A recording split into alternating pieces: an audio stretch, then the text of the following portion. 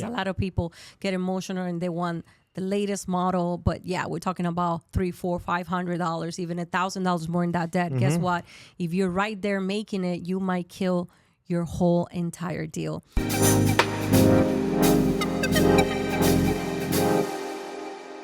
Welcome to Earn the Signature podcast, and we're here, your host Gea Gomez and Jeremy Gomez. And today we have a very, very, very specific topic about how to prepare our buyers in the process of purchasing a home. And I know it sounds basic, Jeremy, but we want to do this episode as simple as it is for not only our audience, but to take note on how important it is to prepare in the most, if not the most powerful, important purchase of your whole entire life. And some of the things that people don't talk about, and they're very important topics when it comes to the back end of things. And us as, the real estate agents that we have been for the last 20 years, we want to share this with all of our potential buyers that are out there, whether you're a first-time buyer, this is your second, your third home, it doesn't matter. So yeah, I'm excited. Absolutely. And this is something that we always do with our clients, rather, not agents, clients, when we're doing that first interview, that first sit down, and it's going through the motions, going through the timeline is so important. And I think it's something that is very passionate to you and to me, which is educating and taking our clients by the hand, because when somebody take you by the hand, you feel secure, you feel confident. And that's something that we want you guys to also feel as we go through the whole entire process. Yes. So we're buying a house, whether it's a family, whether it's an individual, whether it's an investment, whether it's your first time, we want to buy that home. And there's so many questions that a lot of people, you can ask ChatGPT. Nowadays, there's so much information. But us being in the industry for 20 years, 20 years, started in mortgage. Now, I think the one that we liked the most was real estate. Yeah. Can believe it. 20 years doing this. But that first question that people ask is, what is that number one thing that I need to make sure that work and that I'm getting ready? In my opinion, is trying to finding the person that's going to help you with all this. And then the industry is the real estate agent that's going to walk you through the process. And finding one is tough because you don't know. Sometimes you don't know anybody. You might have recommendations here and there, but sometimes you don't know anybody and you're Googling and looking at reviews and all that. But it's important to find somebody that, number one, knows the market that you're buying in, and knows the process, because there's a lot of things happening in the process. So I think that's the number one step. Absolutely. Can agree more that partnering up with the correct agent can make it or can break your whole entire experience. We've come across so many clients that they're like, I had a horrible experience. And us, actually, going back to our little story, how we got into real estate it was because of that. Our first home, we had the most horrific experience that we were at that closing table, and the amount they told us that we needed to bring, we thought it was $1,500. I remember we got ready with $1,500. And all of a sudden they told us that you need to bring $7,000, and my world dropped. And I looked at you and I was like, whoa, we had our whole entire house in a moving truck. It was a whole week. They were charging us per day. And basically our agent bailed on us. He did not reply to us, and he said, sue me if you want to. And it was just so horrific. And I think that experience taught us we don't want that to ever happen to our clients. And that's when we joined the venture of being realtors. Yeah, because of that experience. We wanted to make sure it did not happen to anybody else. And we vowed to say that we wanted to bring an experience from start to finish of how it is supposed to be to buy a house. Absolutely. The experience is very important. It's never going to be perfect, I can tell you, because The number one misconception that people have is that they think in the transaction, how many people are involved in one transaction? About 25 people in one transaction. And you're saying probably, Jeremy, oh, who is the 25 people? What are you talking about? That was just me, you, and maybe the other realtor and their buyer. No, I mean, we're talking, in a transaction, 25 individuals involved. The two real estate agents are already there. Buyer and seller, that's another two. You have then the loan officer, and then the loan officer and the mortgage company has another rule of people. Loan officer, processor, underwriter, closer. Then you have a title company. Title company has a closer. They have an intake person that brings in everything. They have the underwriter for the title company. Then you go into like the actual house inspector. You have an appraiser. You have what's the other one? The home insurance, and the list goes on. That's just a few. I probably got to about 10 or 12 already, but it keeps on going. There's so many people involved in that one transaction. So guess what? Yes, they sound a lot, and they are a lot. Yes. But that's why the process is very important, knowledge and education. And your agent should be able to prepare you. It's like going to war or going to a major game. You need to know your play. You need to know what is your position. You need to know what is that end goal and all the opposition you're going to get. So I absolutely right. It's around 25 people in this transaction. Yeah. But guess what? 25 people that have different emotion, because this transaction, we can say that is very emotional. It is. Not only emotional, but it's an investment. It's your investment. So a lot of people we've come across clients that said, well, things are not going how I expected. Maybe I should stop. And that's the first thing they want to know. Just because things didn't go the right way, there were some little hiccup. They're like, it's supposed to be smooth. And guess what? It's not supposed to, right? Yeah, no, it's going to be a little bit of a challenge. Like you just said, you're dealing with different personalities, different types of people, and how somebody can prepare to purchase a home and understand this, it's very important, because when you understand what you're about to step into, that you already know and expect what's going to happen, but know that if you hire a good real estate agent, they're going to help you navigate through all this. Absolutely. It's going to help you ease and tell you all the emotions and everything that's happened. That yes, different companies, different timelines, different way of working, different, some people work 9 to 5. So maybe if it's 5 p.m., that bank is not going to answer you until the next day, even though your agent is answering you at 10 p.m. because we actually do that. Yeah, we do. Yeah, we do.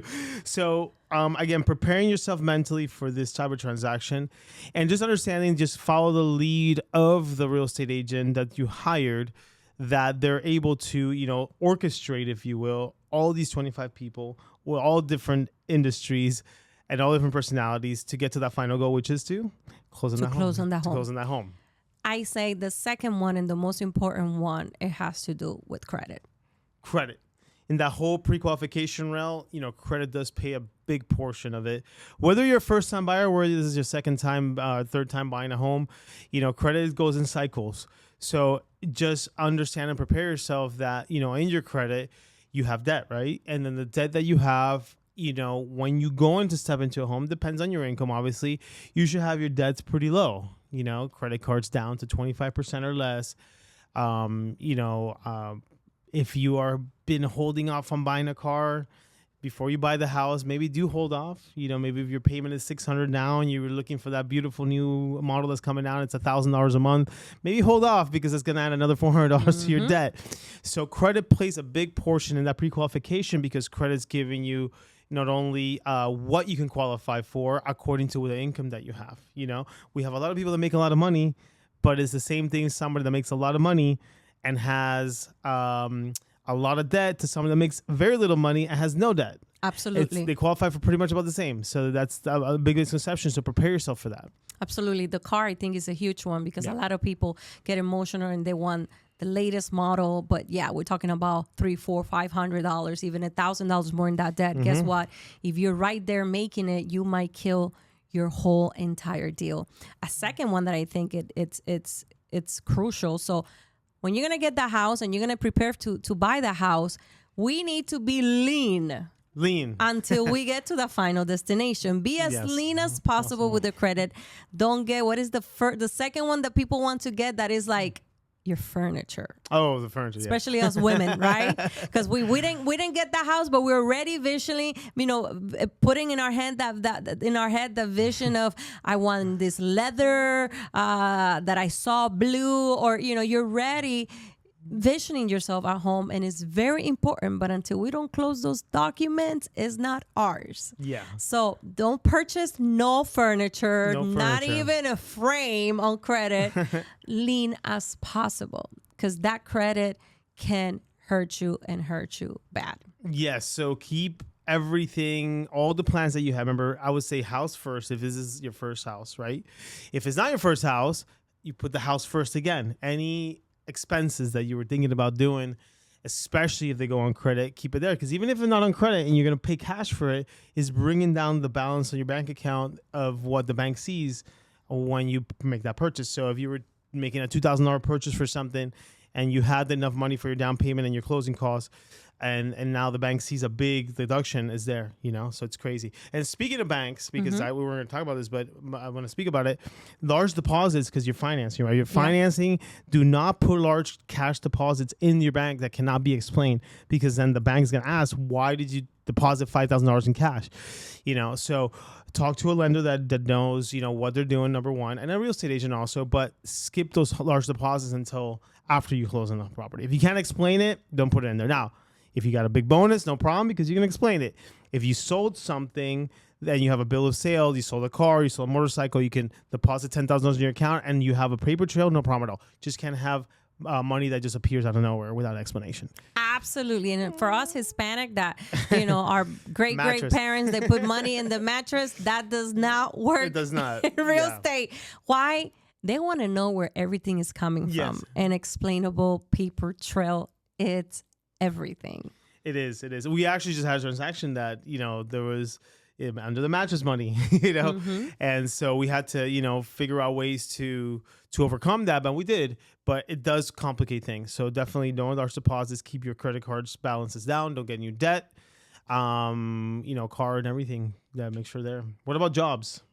Job is very important, obviously, because you have to justify that you can pay this home and for a long time, right? So the longevity, right? That's the right word. Am I saying it? Longevity, yeah. There you go. On your job is what they want to see. So we've had in a couple instances, that's why it's very important communicating with your agent, because they will tell you the truth. So a lot of time you hold information that can hurt you. Just confess all your sins, so we can help you better. But we have clients that have a job offer in the middle of a transaction, which is amazing that they got an offer, a job offer, but that has to be hold on until we what? Until we close. Until we close. Yeah. Because if you're in the middle of the process, you get an offer from the job, although, it could be a benefit for you. There's exceptions to the case if you're going in the same company and all that. But usually when you're switching companies and other aspects of your position, even the position that you're in, you were doing one thing in a job and you're getting a great offer. It's the same realm, but they're going to have you do something else. That changes things also. So any job changes, anything like that, just wait till after you close on the home, because it's very important. And actually, I agree. And going a little more in depth in that, there's the reason why that is very important for you to communicate is because any job or any position you're in, the bank is going to call your job. And the main question is this person, what is the question? The question is, what is the possibility of continuing employment for this borrower, for this buyer? So, and usually they have to say it's great, because if they say, oh, no, they're leaving in 2 weeks, that's a problem, because then now, you said, oh, I didn't mention anything because I was still there. No, because now your employer just told the bank or somebody, the representative of the bank, that you're going to be leaving in 2 weeks. And then, okay, so where's the income going to come from? And then now can a worm open? So again, all these changes in credit, all these changes in income, all these changes in employment, in your bank account balances drastically, all those should be kept steady. And then do everything after you close. After. That's the key word, after. After you close, then you can change job. You can, buy all the furniture you want, buy that dog, that you wanted to finance, probably. Buy dogs. Yeah, we had someone buy a dog that was financed. I mean, we have so many stories. People, changing jobs. People buying dogs, furniture. Moving money around. Like, so these are the things, like, you just don't, until you have the keys in your hand. And even after you have the keys in your hand, wait a couple weeks and then just do it gradually. As though we recommend. How you prepare is just to be lean. Absolutely. So we talked about agent. We talked about definitely the patience to have what you're negotiating. How many people are involved in a transaction. We talk about credit, job, right? What will be the last one? The last one is, I would say, patience. Patience in the process, because there are so many people involved. There's so many aspects of purchasing a home, especially if you're financing. Hey, listen, this is mainly directed to people who are financing. Absolutely. Because about 83 to 85% of home buyers out there are going to be financed. The other 15 to 17% got blessed and they're buying cash. Great. You don't have to worry about some of these things that we're talking about, other than, trust your agent, trust the process, trust the 25 people that are involved, that we're going to be able to direct them. But if you are financing, is patience, because you are sending so many documents. You are sending, bank statements, tax returns. You're sending, verification of employment. You're going through inspections. You're going. So there's so much going on. Follow the lead of your real estate professionals and just have patience. If they ask for documents a second time, somebody lost them along the way. It probably wasn't a real estate agent. It was maybe somebody at lending, or maybe somebody at an insurance company. Just with a smile, go back and get it again and send it over. We'll do our best to make sure that they receive it and everything. But patience is one of the main words and one of the main things that we ask of our buyers, patience with the process, because it is going to be a pretty bumpy road sometimes. Even the most perfect transactions that we feel are perfect, they feel a little bumpy, but just trust the process and we'll get to the finish line. And at the end, it's all worth it, guys. All worth it. Once you get that key and you signing, the emotions come, that then obviously the bumping part will remind you of what you are. Because actually, you know what? You don't want microwavable results, because when things are just that easy, something in the way is not going to go. But it's worth it because it's experience for you, for your family. And that will be your investment. I love it. So that's what we wanted to bring with this episode. How important is to prepare. And if you need any other questions, or, hey, inbox us, send us messages. We would love to help you guys, because it is the most important transaction that you will experience. Absolutely. Maybe 1, 10, 20 times in your career, if you're become an investor, because then you want to have a portfolio. But again, preparedness is the key in becoming that home ownership. Amen to that. I love it. Love it. So thank you again. I think this is a pretty cool topic we talked today, especially in earn the signature. So we not only want to give you information, but earn that signature in the purchase of a home and listing on your property, which we'll talk about it in other episode. But today was preparing you as a home buyer and knowing the things that you will face, and there's a way in the other side. Let's go. Don't forget to subscribe, like, rate. And rate. Click that notification bell, and we'll see you in the next episode of Homeownership.